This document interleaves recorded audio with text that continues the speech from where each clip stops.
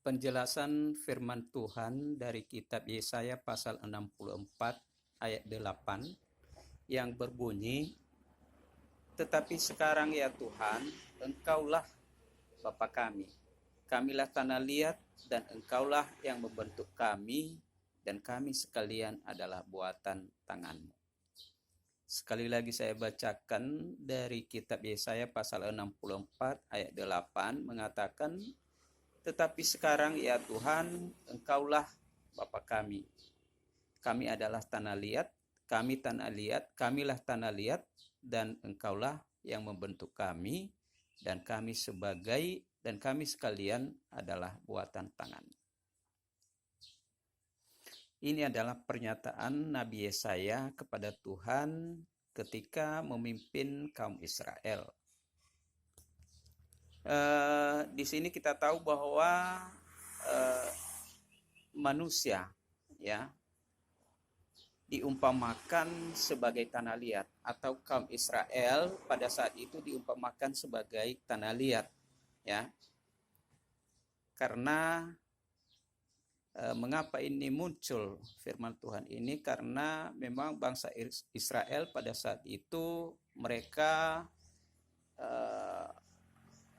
tidak menurut pada kehendak Tuhan ya.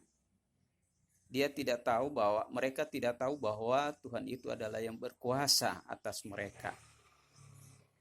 Nah, begitu juga pada saat ini kita juga sebagai manusia itu diumpamakan sebagai tanah liat.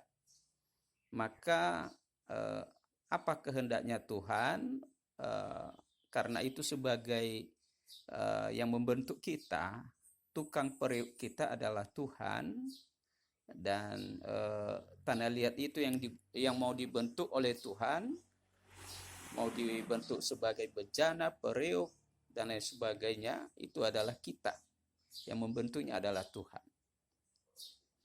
Jadi tentu di sini kita tidak bisa membantah atau tidak bisa berbuat apa-apa tentang yang berkuasa atas kita atau yang membentuk kita. Karena sebagai tanah liat tidak bisa berbuat apa-apa. Artinya kita tidak bisa mengelak apa kehendaknya Tuhan, itulah yang terjadi atas kita, bukan kehendaknya kita. Jadi itu ada lagi pada kitab Yesaya pasal 2 ayat 22 mengatakan bahwa jangan berharap pada manusia, sebab ia tidak lebih daripada embusan nafas. Di sini lagi dikatakan bahwa manusia itu hanya sebagai embusan nafas. Nah, kita sudah mengetahui bahwa pada saat manusia diciptakan dari tanah liat, maka ketika Tuhan menghembuskan nafas sehingga tanah liat itu menjadi manusia dan bernafas. Jadi itu menandakan kepada kita bahwa sebenarnya manusia itu adalah hanya sebagai embusan nafas saja. Jadi kita tidak bisa mengandalkan ya. Manusia itu tidak bisa kita andalkan, yang kita andalkan adalah Tuhan. Di situ juga nampak kepada kita pada Mazmur pasal 90 ayat 10 dikatakan di situ bahwa umur manusia itu ya, masa kehidupan manusia itu antara 70 ke 80 tahun. Dan itu pun kalau lebih itu sudah merupakan penderitaan.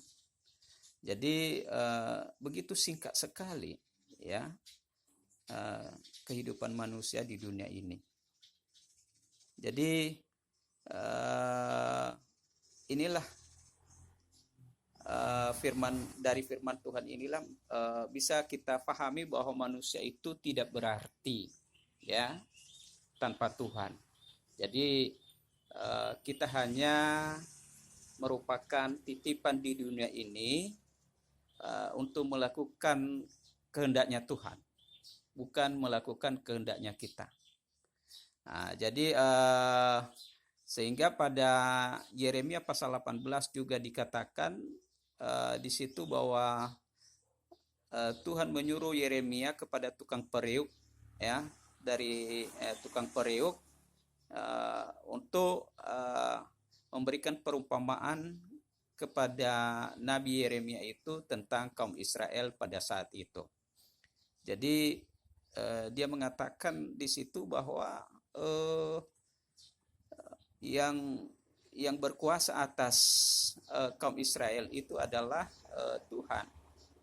Ya, Tuhan itu sudah mengetahui apa sebenarnya yang diinginkan oleh kaum Israel. Begitu juga pada saat ini Tuhan itu sebenarnya sudah tahu apa yang kita inginkan. Ya, jadi kita harus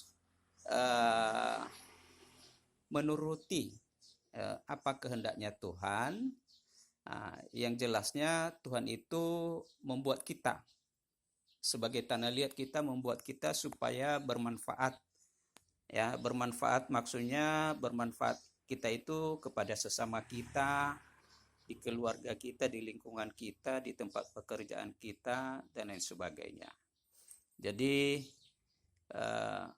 tentu kita diusahakan oleh Tuhan supaya bermanfaat itu, ya, untuk melakukan segala kehendak Tuhan sesuai dengan yang ada pada firman Tuhan.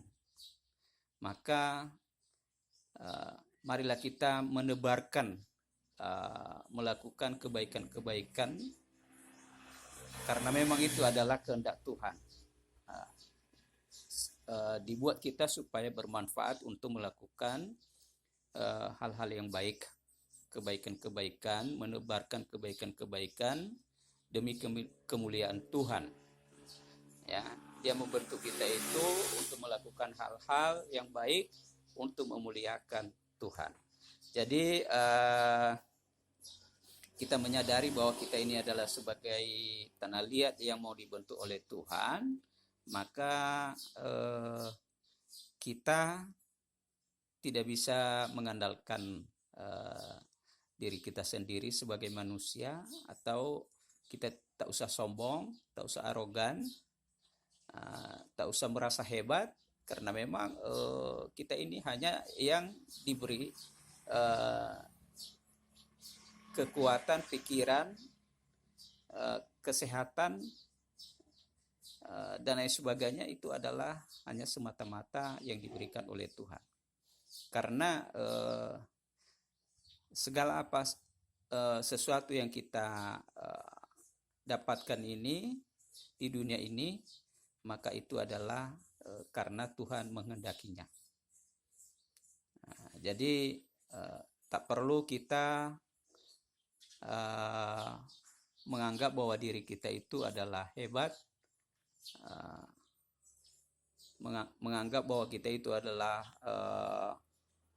lebih hebat daripada yang lainnya. Itu adalah hanya sebagai anugerah Tuhan kepada kita semua, apa yang kita dapatkan di dunia ini, karena memang dia menghendaki seperti itu kita. Karena dia membentuk kita seperti itu, maka kitalah posisi kita seperti itu di dunia ini. Kalau dia tidak menghendaki seperti itu dibentuknya kita, maka kita tidak berbentuk seperti itu. Kita itu bisa pintar, ya, karena Tuhan menghendakinya. Karena dia yang membentuk kita itu supaya pintar. Kita itu punya jabatan, ya, itu karena Tuhan menghendaki. Karena memang Tuhan membentuk kita seperti itu. Kita banyak uang, ya, itu adalah karena Tuhan membentuk kita seperti itu. Jadi segala sesuatunya itu adalah karena Tuhan membentuk kita seperti itu. Karena memang Tuhan itu yang berkuasa atas kita sebagai tukang periuk, dan kita adalah sebagai tanah liat, ya, sebagai tanah liat kita yang mau dibentuk oleh Tuhan sesuai dengan kehendak Tuhan.